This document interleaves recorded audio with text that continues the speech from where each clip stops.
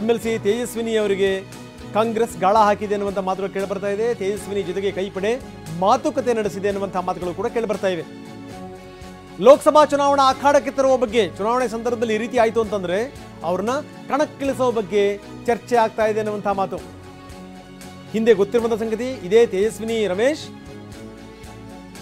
ದೇವೇಗೌಡರನ್ನ ಸೋಲಿಸಿದ್ರು. ಅದಾದ್ಮೇಲೆ ಅವರಿಗೆ ವಿಪರೀತವಾದಂಥ ವ್ಯಾಲ್ಯೂ ಬಂದಿತ್ತು. ಸೋನಿಯಾ ಗಾಂಧಿ ಅವರಿಗೆ ಬಹಳ ಹತ್ತಿರದಲ್ಲಿದ್ದರು. ಅದಾದ್ಮೇಲೆ ಬದಲಾದಂಥ ಸನ್ನಿವೇಶದಲ್ಲಿ DK ಶಿವಕುಮಾರ್ ಅವರ ಜೊತೆಗಿನ ತಿಕ್ಕಾಟದಲ್ಲಿ ತೇಜಸ್ವಿನಿ ಗೌಡ ಪಕ್ಷದಿಂದ ದೂರ ಸರಿದಿದ್ರು. BJP ಬಂದಿದ್ರು. BJPನಲ್ಲಿ ಯಡಿಯೂರಪ್ಪನವರ ಕೃಪಾ ಕಟಾಕ್ಷದಿಂದ ಅವರು MLC ಕೂಡ ಆಗಿದ್ದರು. ಈಗ ಮತ್ತೆ ಅವ್ರನ್ನ ಸೆಳೆಯುವಂಥ ಪ್ರಯತ್ನಗಳಾಗ್ತಾ ಇದೆ. ಅವ್ರನ್ನ ಲೋಕಸಭೆಗೆ ನಿಲ್ಲಿಸುವಂಥ ಎಲ್ಲ ಪ್ರಯತ್ನಗಳು ಕೂಡ ಆಗ್ತಾ ಇದೆ. ಬನ್ನಿ ಇದೆಲ್ಲದರ ಬಗ್ಗೆ ಹೆಚ್ಚಿನ ವಿವರಗಳನ್ನು ಪಡೆಯೋಣ. ನಮ್ಮ ಪ್ರತಿನಿಧಿ ಪ್ರಮೋದ್ ಶಾಸ್ತ್ರಿ ಈಗ ನಮ್ಮೊಂದಿಗೆ ನೇರ ಸಂಪರ್ಕದಲ್ಲಿದ್ದಾರೆ. ಪ್ರಮೋದ್, ಬಹಳ ಗಮನಿಸಬೇಕಾದಂಥ ಸಂಗತಿ, ಇವತ್ತೊಂದು ಹೈ ಲೆವೆಲ್ ಮೀಟಿಂಗ್ ನಡೆಯುತ್ತೆ 4 ಗಂಟೆಗೆ. ಇವತ್ತು ಯಾವ್ಯಾವ ಅಭ್ಯರ್ಥಿಗಳನ್ನ ಪರಿಗಣಿಸಬೇಕು, ಏನು ಎತ್ತ, ಒಂದು ಕ್ಷೇತ್ರಕ್ಕೆ 1, 2, 3 ಜನ ಈ ರೀತಿ ಪಟ್ಟಿನ ಸಿದ್ಧಪಡಿಸಲಾಗಿದೆ. ಅದಕ್ಕೆ ಸಂಬಂಧಪಟ್ಟಂಗೆ ಒಂದು ಸ್ಪಷ್ಟ ನಿರ್ಧಾರಕ್ಕೆ ಬಂದು ಅದರ ವಿವರಗಳನ್ನು AICC ಅಧ್ಯಕ್ಷರಿಗೆ ಕಳಿಸಿಕೊಡುವಂಥ ವ್ಯವಸ್ಥೆ ನಂಬರ್. ನಿಮ್ಮ ಉಬ್ಬಿದ ರಕ್ತನಾಳಗಳ ಸಮಸ್ಯೆಗೆ ಎವಿಸ್ ಆಸ್ಪತ್ರೆಯಲ್ಲಿ ಕೇವಲ 30 ನಿಮಿಷದ ಲೇಸರ್ ಚಿಕಿತ್ಸೆಯೊಂದಿಗೆ ಮುಕ್ತಿ ಹೊಂದಬಹುದು. ಹೆಚ್ಚಿನ ವಿವರಗಳಿಗಾಗಿ ಸಂಪರ್ಕಿಸಿ 8088837000. ಇನ್ನೊಂದು ಕಡೆಗೆ ಚುನಾವಣೆ ಹತ್ತಿರ ಬರ್ತಿರುವಂಥ ಸಂದರ್ಭದಲ್ಲೇ ಬೇರೆಯವರ ಬಗ್ಗೆ ಈಗಾಗಲೇ ಆಪರೇಷನ್ ಕೂಡ ಶುರುವಾಗಿದೆ. ತೇಜಸ್ವಿನಿ ಗೌಡ ಅವರನ್ನು ಕೂಡ ಸೆಳೆಯಬೇಕು ಅನ್ನುವಂಥ ನಿರ್ಧಾರಕ್ಕೆ ಈಗ ಕಾಂಗ್ರೆಸ್ ಬಂದಿದೆ ಅಂತ. DK ಓಕೆ ಅಂತಂತಂದರೆ ಎಲ್ಲವೂ ಕೂಡ ಸುಸೂತ್ರವಾಗಿ ಆಗುತ್ತೆ ಅಂತ. ಈ ಚುನಾವಣೆ ಹಿನ್ನೆಲೆಯಲ್ಲಿ ಯಾವ್ಯಾವ ಡೆವಲಪ್ಮೆಂಟ್ಗಳು ನಡೀತಾ ಇದೆ ಪ್ರಮೋದ್?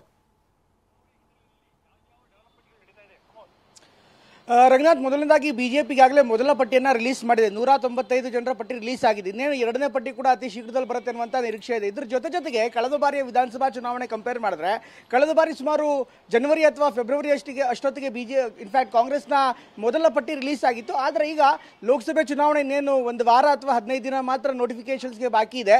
ಇದುವರೆಗೂ ಕೂಡ ಯಾವುದೇ ರೀತಿಯಂಥ ತಯಾರಿ ಅಥವಾ ಒಂದು ಪೂರ್ಣ ಪ್ರಮಾಣದ ಪಟ್ಟಿ ಸಿದ್ಧವಾಗಿಲ್ಲ. ಸಾಕಷ್ಟು ಗೊಂದಲ ಇದೆ. ಅನೇಕ ಕ್ಷೇತ್ರಗಳಲ್ಲಿ ಯಾರು ಸ್ಪರ್ಧೆ ಮಾಡ್ತಾರೆ ಅನ್ನೋದ್ರ ಬಗ್ಗೆ ಕ್ಲಾರಿಟಿ ಕೂಡ ಇಲ್ಲ.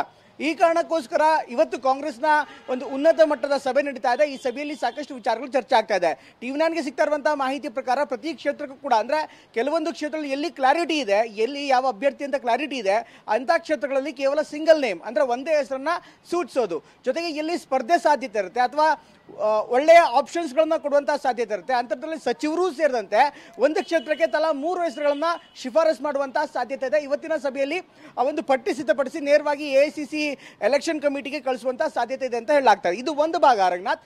ಇದರ ಜೊತೆಗೆ ಈಗಾಗಲೇ ಆಪರೇಷನ್ಸ್ಗಳು ಕೂಡ ತುಂಬಾ ಜೋರಾಗಿ ನಡೀತಾ ಇದೆ. ಸಹಜವಾಗಿಯೇ ರಾಜಕೀಯ ಪಕ್ಷಗಳು ಅವರ ಬಲಾಬಲವನ್ನು ಲೆಕ್ಕ ಹಾಕ್ತಾ ಇದ್ದಾರೆ. ಈಗ TV9ಗೆ ಸಿಕ್ಕಿರುವಂತಹ ಮಾಹಿತಿಯ ಪ್ರಕಾರ ಡಾಕ್ಟರ್ ತೇಜಸ್ವಿನಿ ರಮೇಶ್ ಅವರ ಜೊತೆಗೆ ಅಂದ್ರೆ ಬಿಜೆಪಿಯ MLC ತೇಜಸ್ವಿನಿ ಅವರ ಜೊತೆಗೆ ಕಾಂಗ್ರೆಸ್ ನಾಯಕರು ನಿರಂತರವಾಗಿ ಸಂಪರ್ಕದಲ್ಲಿದ್ದಾರೆ. ಹೀಗಾಗಿ ಅವರನ್ನ ಪಕ್ಷಕ್ಕೆ ಕರೆತರುವಂತಹ ಪ್ರಯತ್ನ ಕೂಡ ಆಗ್ತಾ ಇದ್ದಾರೆ. ಇನ್ನೊಂದು ಕಡೆಗೆ ತೇಜಸ್ವಿನಿ ಅವರು ಕೂಡ ಅಷ್ಟೇ ಪೂರಕವಾಗಿ ಪಾಸಿಟಿವ್ ಆಗಿ ಸ್ಪಂದನೆ ಮಾಡ್ತಾ ಇದ್ದಾರೆ ಅಂತ ಮಾಹಿತಿ ಕೂಡ ಲಭ್ಯವಾಗ್ತದೆ. ಏನಕ್ಕೆ ಅಂದ್ರೆ ಯಾವ ಕಾರಣಕ್ಕೋಸ್ಕರ ಅಂದ್ರೆ ಈಗಾಗಲೇ ಬಿಜೆಪಿಯಲ್ಲಿ ವಿಪಕ್ಷ ನಾಯಕದ ಸ್ಥಾನದ ಮೇಲೆ ಅವರು ಕಂಡಿಟ್ಟಿದ್ರು. ಅಂದ್ರೆ ವಿಧಾನ ಪರಿಷತ್ನ ವಿಪಕ್ಷ ನಾಯಕನ ಸ್ಥಾನ, ಆ ಸ್ಥಾನವೂ ಕೂಡ ಸಿಕ್ಕಿಲ್ಲ. ಅದಾದ ಬಳಿಕ ಇನ್ಫ್ಯಾಕ್ಟ್ ರಾಜ್ಯಸಭೆಗೂ ಕೂಡ ಅವರು ಒಲವನ್ನು ವ್ಯಕ್ತಪಡಿಸಿದ್ರು. ಈಗಲೂ ಕೂಡ ಈ ಕ್ಷಣಕ್ಕೂ ಕೂಡ ಮೈಸೂರು ಕೊಡಗು ಲೋಕಸಭಾ ಕ್ಷೇತ್ರದ ಮೇಲೆ ಅವರು ಕಣ್ಣಿಟ್ಟಿದ್ದಾರೆ. ಟಿಕೆಟ್ ಅನ್ನ ಬಿಜೆಪಿಯಲ್ಲಿ ಕೇಳಿದ್ದಾರೆ ಕೂಡ.